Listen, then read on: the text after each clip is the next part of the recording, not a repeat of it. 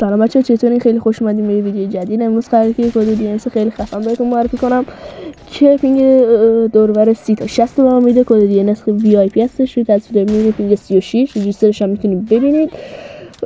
کد DNS گفتم که VIP هستش و برای رومای کلکل TDM میتونید ازش رومای کلکل و اینا ازش استفاده کنید. خیلی میتونید رو کد DNS حساب کنید چون خیلی خفن هستش. و رومای M4 که اصلا نگم، کلا هدشات بزن پشت سر هم. برای حمایت از من لایک کامنت فراموش نشه. خیلی دمتون گرم. بریم سراغ ادامه ویدیو. برای زدن کد DNS به DNS چنجر خاکستری رنگ نصب کنید.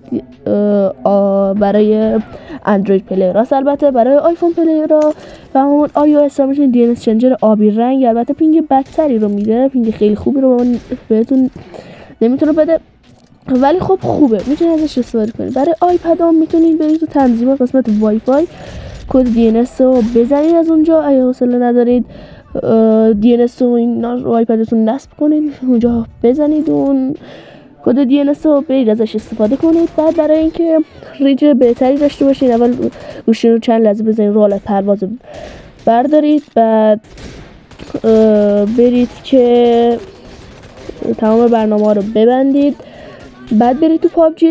همچین رجیستر خیلی خفنی داشته باشین و بتونید با کد DNS حال کنید و از گیم زدن خیلی خیلی لذت ببرید.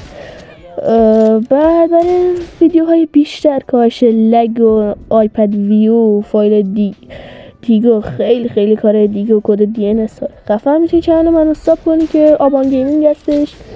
خیلی ممنون میشم ازت. کد DNS من رو صفحه نمایش داده میشه تو سرور میدل. تا ویدیو بعدی، فعلا.